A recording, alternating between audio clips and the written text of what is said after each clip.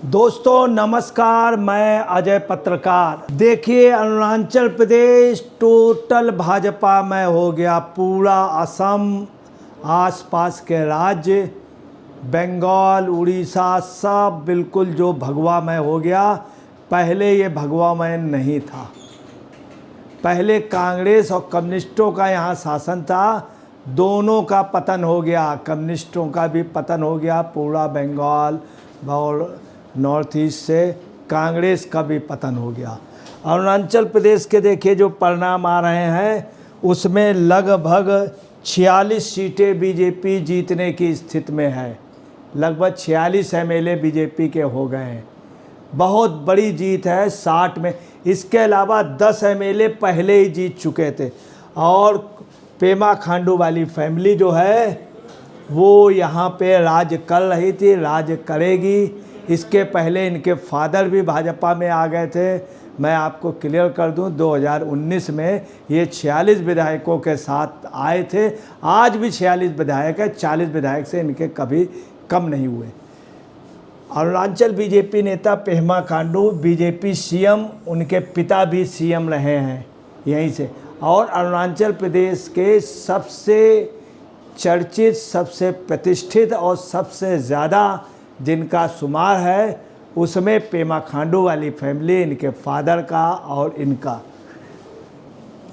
मौजूदा सीएम पेमा खांडू अरुणाचल प्रदेश के पूर्व मुख्यमंत्री दोरजी खांडू के बेटे हैं। पेमा पहली बार जुलाई 2016 में सीएम बने थे, तब वो एक कांग्रेस में थे। सीएम बनने के बाद सितंबर में people's party of Arunachal Pradesh में शामिल हुए, फिर दिसंबर 2016 में बीजेपी में शामिल हो गए।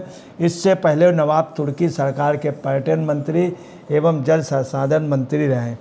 पेमा खांडू के बारे में एक बात और भी जाती है, ये और दोरजी, ये मोदी जी के बहुत ख़ास लोगों में रहे हैं। दूसरी बात है कि इनके साथ जो सबसे अच्छी दोस्ती रही वो किरण रिजिजू से रही।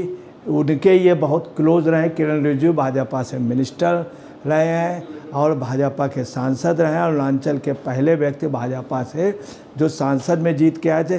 दूसरा, असम के हेमंत बिश्व शर्मा के बेहद खास रहे। और अमित शाह के ये वहाँ के सबसे खास लोगों में नॉर्थ ईस्ट के माने जाते हैं पेमा खांडू। अब आपको बतला रहे हैं कि भाजपा जो है कितनी तेज़ी से, कल रिजल्ट आने उसके पहले ही आप समझ लीजिए बीजेपी की बोनी होनी शुरू हो गई।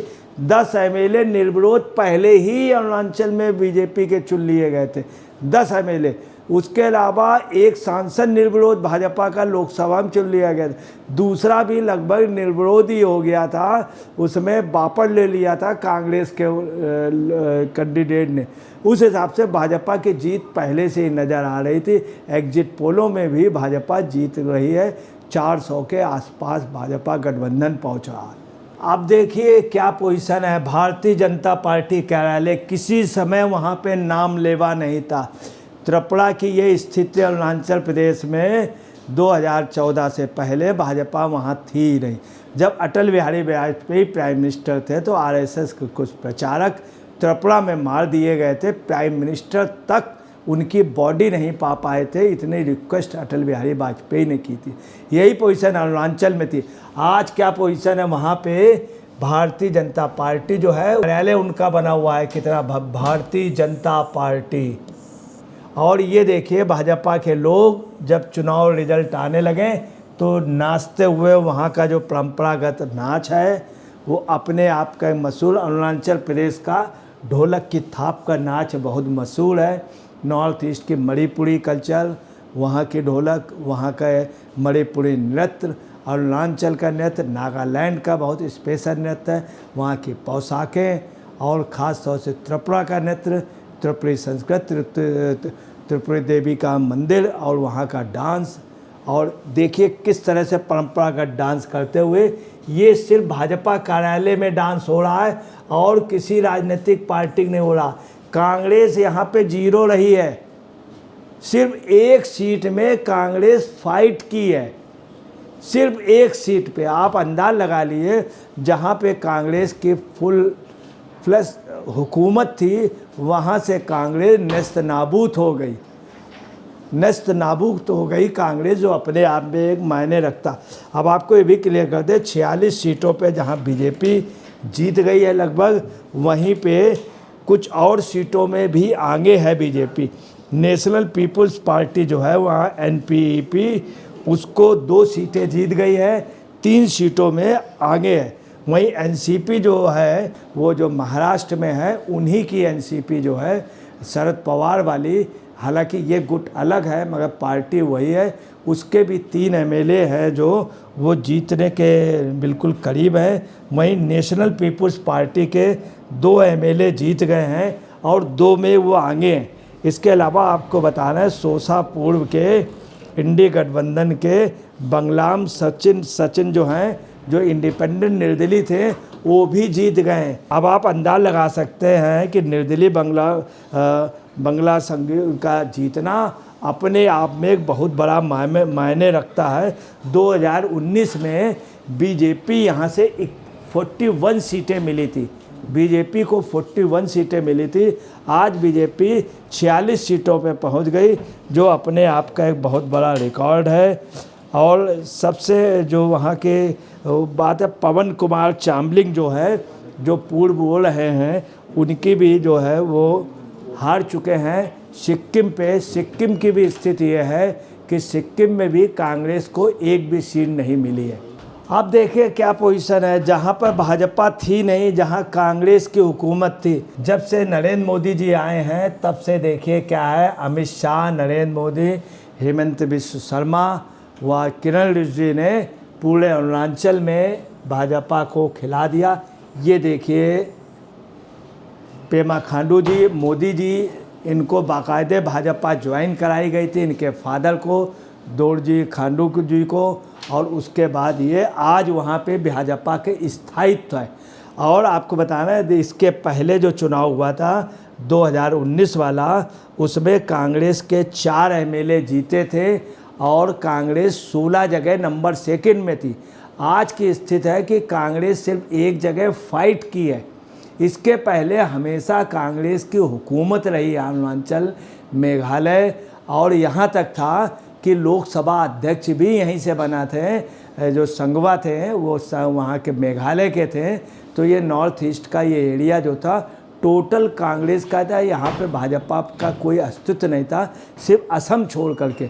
ना कोई सांसद था, ना कोई इनका किसी भी तरह का कोई एमएलए था। वहीं आप जो 2019 में पोजीशन थी, उसमें जनता दल यूनाइटेड की नीतीश कुमार वाले गुट के 7 एमएलए थे, 7 एमएलए। आज की डेट में जनता दल का एक भी एमएलए नहीं, कांग्रेस का एक भी एमएलए नहीं। कांग्रेस सिर्फ 2 जगह लड़ी है, जहां पर कांग्रेस 2 नंबर पे सिर्फ 2 जगह रही है। हालांकि अभी काउंटिंग चल रही है। नेशनल पीपल्स पार्टी को 5 सीटें मिली हैं। अब देखिए संकेत क्या जा रहे हैं, संकेत ये जा रहे हैं, जो भाजपा का गढ़ नहीं था अरुणाचल, चाइना से मिला हुआ था। इस यहीं पे तवांग, जहाँ पर भगवान कृष्ण की पत्नी का जन्म हुआ था तवांग में, उस तवांग में लोग जाते नहीं थे। मिलिट्री का कोई टैंक नहीं था, कोई विमान नहीं था।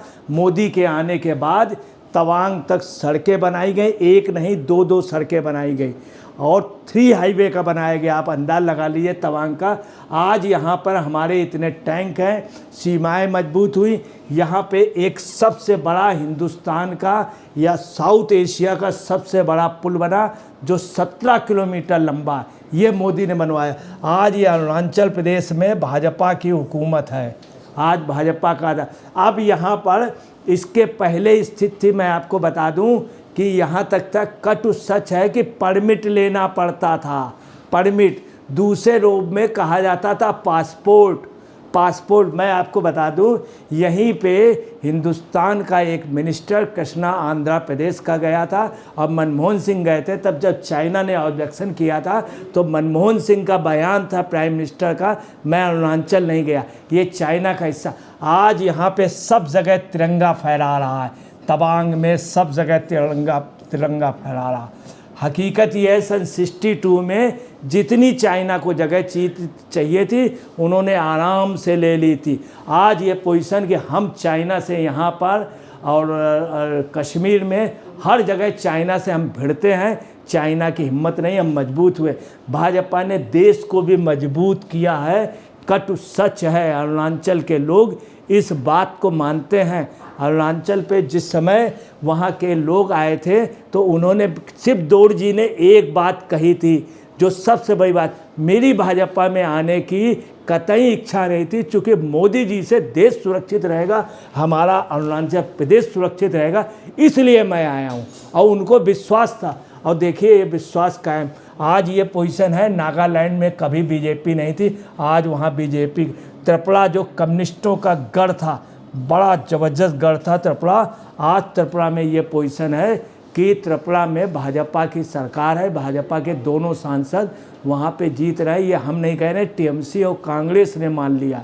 और पूरा नॉर्थ ईस्ट, इसमें कोई शक नहीं, इसमें नरेंद्र मोदी, अमित शाह का श्रेय है। इसके अलावा हेमंत बिश्व शर्मा का भी बहुत बड़ा श्रेय है, जो कटु यहाँ से लेके बंगाल तक और उड़ीसा तक, ये आज ये नॉर्थ ईस्ट जो है ये भाजपा में हो गया। और भाजपा में तो वो तो एक पार्टीगत बात हुई, सबसे बड़ी बात यहाँ नेशनलिटी पनपी। और बांग्लादेशी जो थे अरुणाचल से बाहर भगा दिए गए हैं, आसाम से भगाए जा रहे हैं, आसाम से त्रिपुरा से भगा दिए गए। आज ये पोजीशन है कि वास्तव में यहाँ स्वदेशी या राष्ट्रीय भावनाएं बढ़ रही हैं, ये एक अच्छी है। भाजपा का बढ़ना वो एक अलग बात है, मगर ये देश के लिए अच्छी बात है कि राष्ट्रीयता बढ़ी। ये बात हम नहीं, ये बात दोरजी ने स्वयं बोली थी। और कांग्रेस के जो अभी हारे हैं उन्होंने खुद कहा था कि मैं भाजपा की एक चीज़ की बड़ाई करूँगा कि पवन कुमार चामलिंग ने, कुछ भी हो, भाजपा ने नॉर्थ ईस्ट को बचाया, वरना ये चाइना के अंडर में चला जाता। ये विपक्ष के लीडर का ये बयान था। दोस्तों नमस्कार, मैं अजय पत्रकार। भाजपा वहाँ नहीं जीती है, वहाँ देश जीता है, ये मान के चलिए। दोस्तों नमस्कार, मैं अजय पत्रकार।